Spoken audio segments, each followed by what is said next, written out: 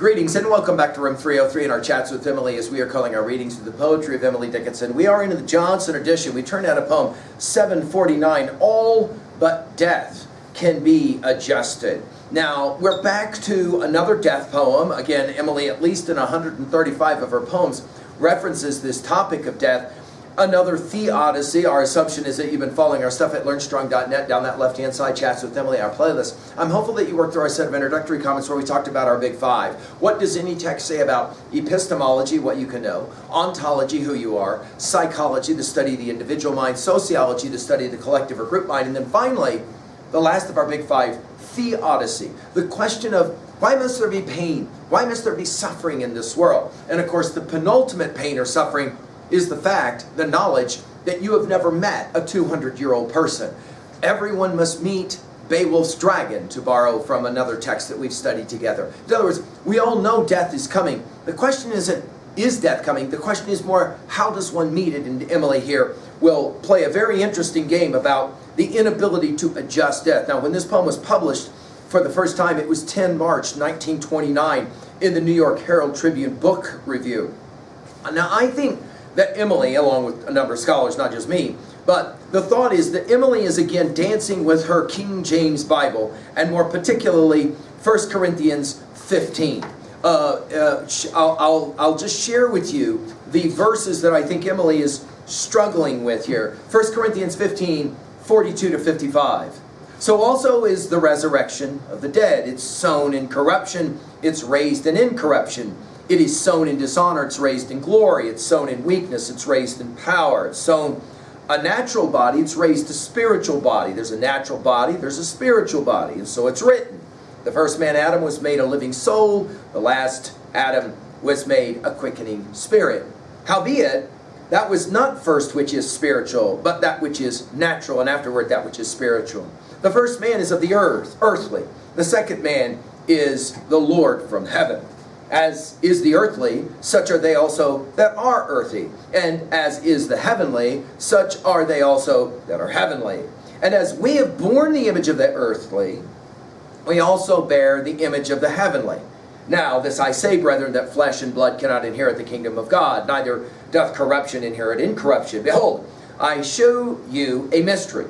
We shall not all sleep, but we shall all be changed in a moment, in the twinkling of an eye, at the last trumpet. For the trumpet shall sound, and the dead shall be raised incorruptible, and we shall be changed. For this corruptible must put on incorruption, and this mortal must put on immortality. So, when this corruptible shall have put on incorruption, and this mortal shall have put on immortality, then shall be brought to pass the saying that is written, Death is swallowed up in victory. O death, where is thy sting? O grave, where is thy victory? And of course, immediately think of John Donne's classic sonnet, Holy Sonnet 10, Death Be Not Proud. We've given full lectures on it at learnstrong.net. Now, there is, I think, a realization, as one scholar has put it, that everyone must confront some last frontier of eternity, end quote. This is the great scholar Wolf's reading of this poem. And I think Emily is, as well, identifying the struggle that must come at the end. This is how she says it. All but death can be adjusted. Dynasties repaired. Systems settled in their sockets. Citadels dissolved. Wastes of lives resown with colors by succeeding springs. Death unto itself, exception, is exempt from change.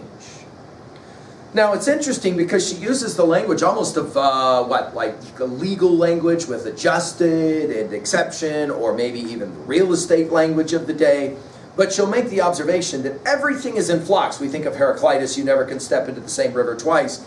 Everything is in change and flux, can be adjusted, with one exception for her, and it is the concept of death. For her, it's all but death that can be adjusted. Notice, we'll go from dynasties, which can obviously be replaced or repaired. We have systems, which will settle into their sockets. You guys will remember 137 when we did systems. She'll say at the end of that poem, too much pathos in their faces for a simple breast like mine. Butterflies from San Domingo cruising round the purple line have a system of aesthetics far superior to mine.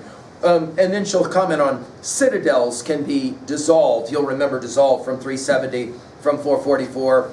We saw it in 548. We saw it in 628. You'll maybe remember it in 528, or 548, when she says, death is potential to that man who dies and to his friend. Beyond that, unconspicuous to anyone but God. Of these two, God remembers the longest, for the friend is integral, and therefore itself dissolved of God. It's interesting that in both these poems on death, she uses this word dissolved.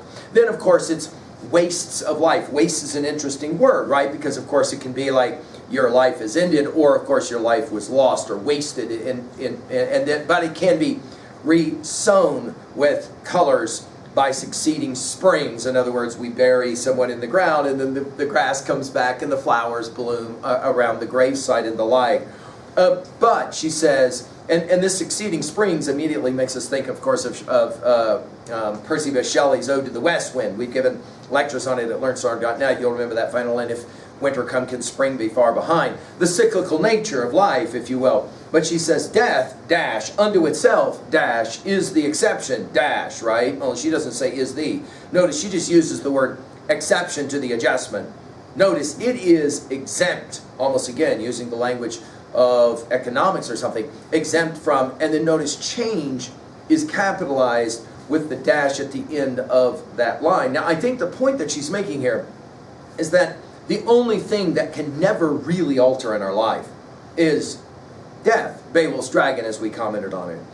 As one scholar has said, death is the ultimate barrier to solace. In other words, we can be comforted in the fact that no matter what happens, there's always a potential adjustment, with one exception, and that is the finality of death. At 2b, I'd like to point out the balance of this poem. The 8 lines are beautifully balanced. Go back and study it for yourself. At 3a, well, of course, 1 Corinthians 15, I think, is a passage that Emily is for sure dancing with. But think about our study of all the Greek plays. I mean, think about, for example, Aeschylus's Agamemnon and the message here. Or think about Sophocles' Oedipus Rex and Antigone and our study there. What is it that always those plays are pointing to in the end? The finality of death. And the fact you can't escape that finality. There is no adjustment. Finally, at 3b, to own a poem like this, how do you philosophically and emotionally deal with this certainty of death? And to what degree is Emily maybe challenging you a bit? I hope so. Thank you.